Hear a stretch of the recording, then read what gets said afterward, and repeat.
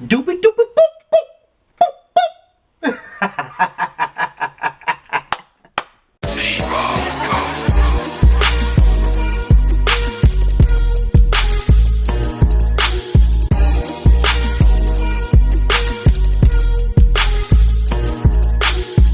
What's going on, y'all? This is your boy Scattered by Nature TV, and we're here for the review of the premiere episode of Chasing LA, a brand new reality series on the Chasing Reality brand, which is executive produced by the one, the only Quentin Q. Harris, okay? Quentin Q. Harris has been a part of Chasing Atlanta from seasons 2, 3, and 4. He's now executive producer of this particular show. And not only that, he has been a guest on me and my best friend Jamar's show, The Prelude, which resides right here on Scattered by Nature TV, where we interview LGBT reality show stars. We interview LGBT singers, songwriters.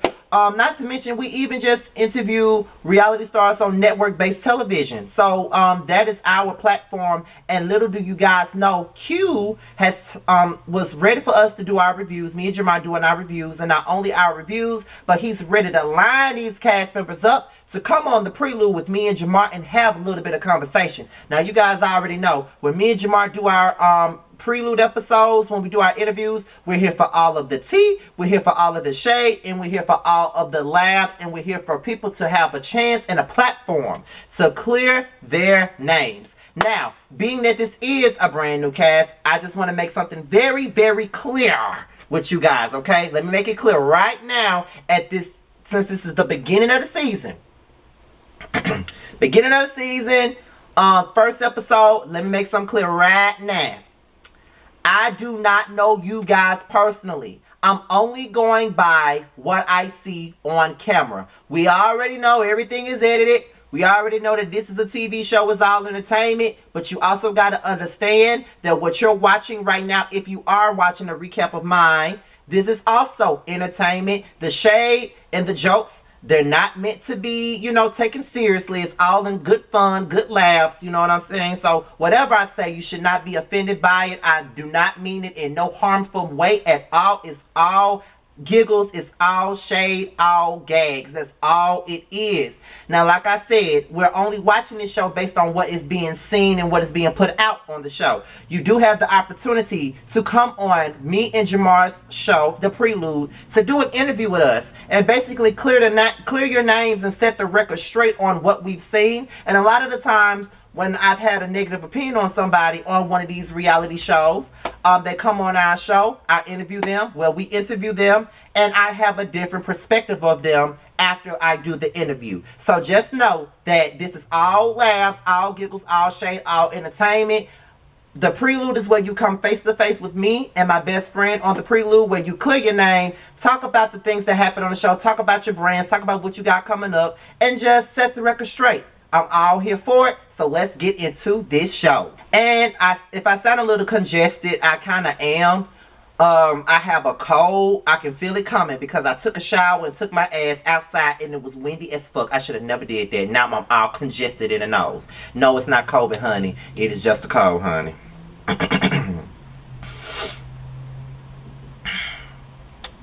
So we open it up with my baby daddy and my LGBT reality web series crush. He already knows this. That is Q, okay?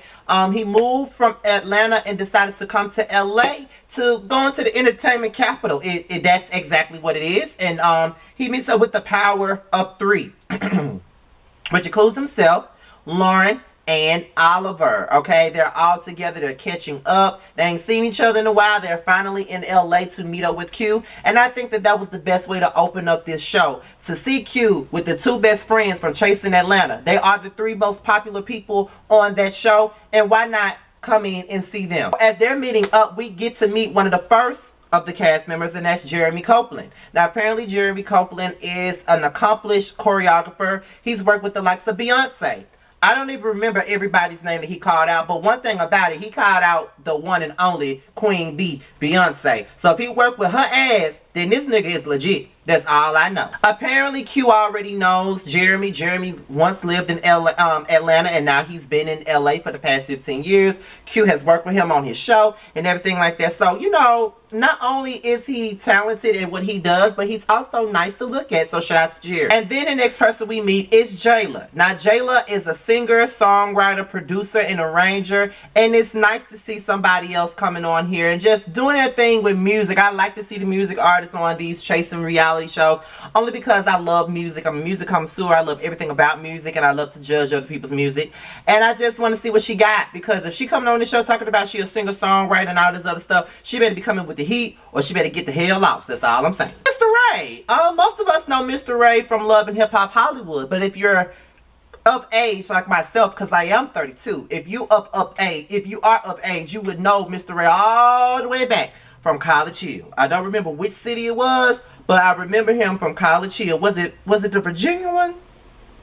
Was it one? Was it one in Virginia? I could have sworn it was one. But however, yes, Mr. Ray from College Hill. He's on there, and you know, obviously he knows Q and all of that other stuff, and you know, Q's not gonna be around like that. So basically, Q is basically a Shawnee O'Neal of this shit. He really ain't gonna be around like that, but he want Mr. Ray to come around and be in charge of the girls while he gone. And I'm just like, child. First of all, what the hell is Mr. Ray doing on YouTube? He was just on VH1, now he on YouTube, child. But I don't know if he's on this show, though. I think he's just a guest on here.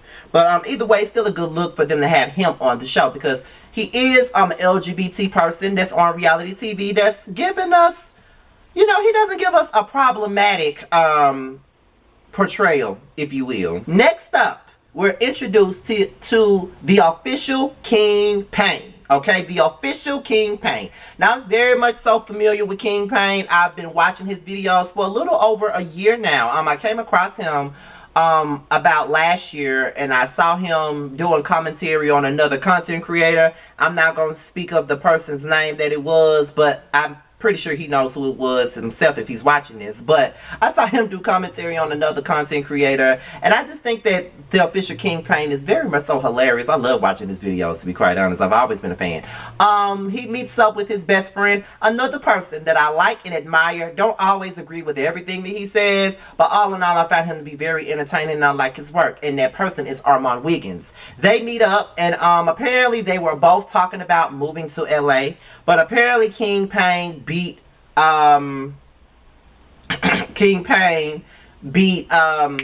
what's his name, Armand, to the punch. Okay, now Armand was giving him the pointers, giving him the lowdown on what LA really is. He was like, there's a lot of pretty bums in LA, meaning there are people in designer clothes, but they sleeping on somebody's couch. They're in designer clothes, but they ain't got nowhere to stay. So they're pretty bums out there. Like, they're bums, but they pretty. You can't even tell that they're bums, but that's what they are. So that's exactly what he was saying. And he was just basically saying that out here across here, it's sharks out here. You just got to be careful.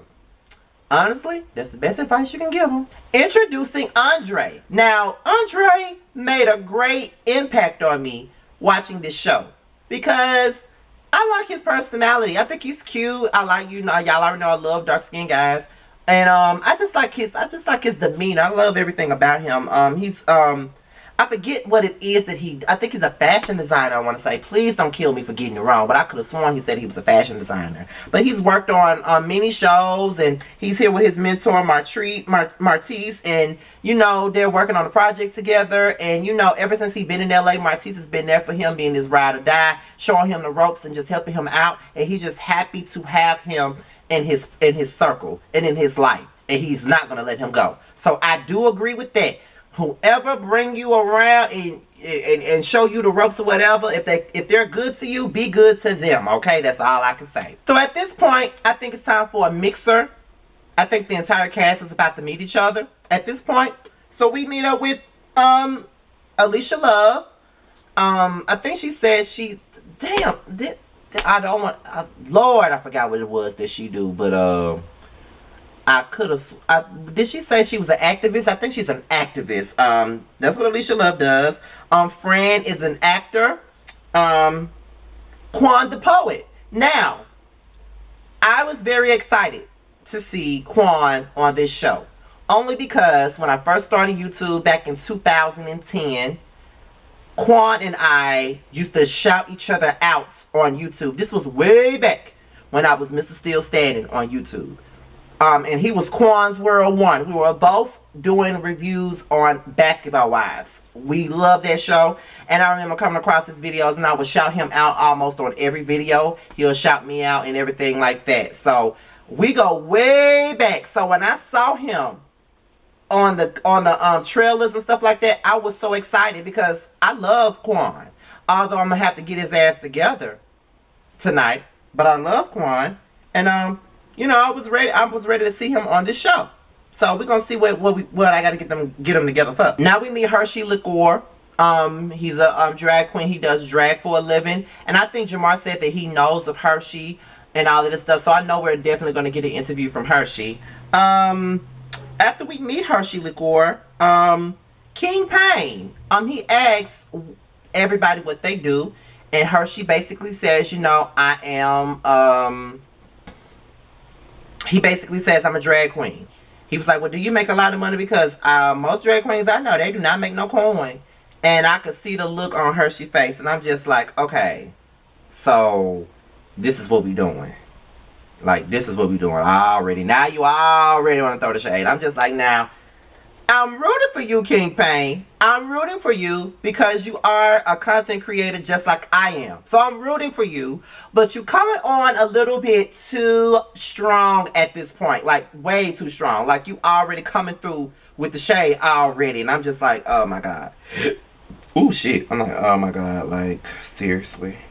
Already? And then we're introduced to D. Hawkins, a.k.a. Catwoman. And after we're introduced to D. Hawkins, because I forgot what he does. I should have wrote down what everybody did in my notes. Because I thought I was going to remember everything. But I didn't. And it's probably because there's so many damn cast members. It's so damn many. So normally I will remember what everybody does. But this time I do not remember what everybody does. And I kind of feel bad. I probably should have wrote it down. I thought I could just memorize it all. But apparently not. So King Payne stirs the pot. And it's just like he just started saying stuff just to get a rise out of people. And everybody could feel it. Everybody was getting annoyed with it. And Andre basically said, you're giving me, I can't stand the rain.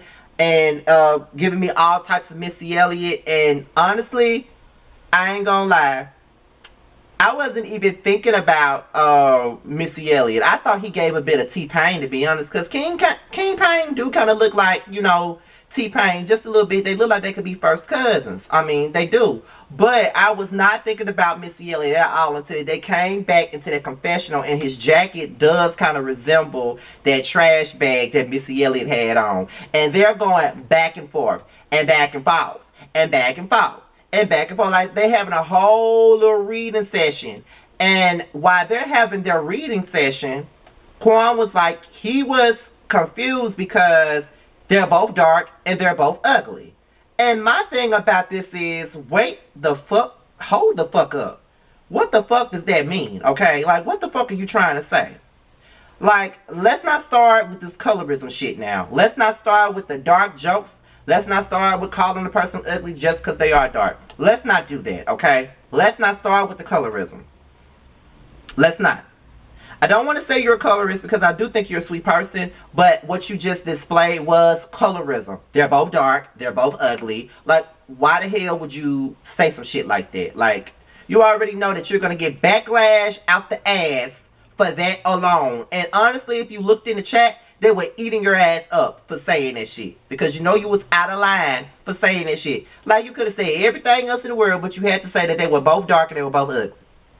Nah, bruh, you could have went a whole nother route with that. Like, that kind of completely turned me off.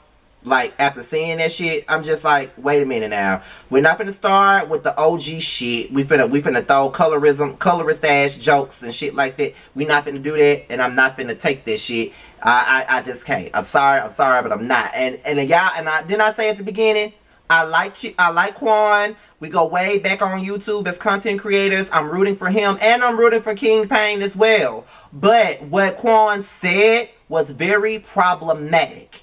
And it is what it is. So when you come up here to the prelude for an interview, you already know we're going to have to address that. I'm going to have to address that with you. You're going to have to explain yourself to the people, because I already know the people ain't going to see it for you after you make that problematic statement. all in all, the rest of the episode is pretty much King Payne and Andre going at it, and I think they're going to continue to go at it into the next episode. One thing I can say was that this was a great premiere episode. I must say that. I had a good time watching this, but not only that, it's 30 minutes long. Like, damn, why are the episodes 30 minutes long? But I'm guessing what they're doing is because it's a brand new show. They want to test it out and see how the people respond to it. And I think that they're gonna get a pretty decent audience. I saw like over 1,000 people in the chat, so that's a good sign for things to come. But with that being said, y'all, this is my review of Chasing LA, okay? Be sure to like, rate, comment, subscribe, and share this video. Do whatever you see fit. And if you want to follow me on any social media, my Instagram and my Twitter is at the bottom of the video. With that being said, you guys, your boy is out of here.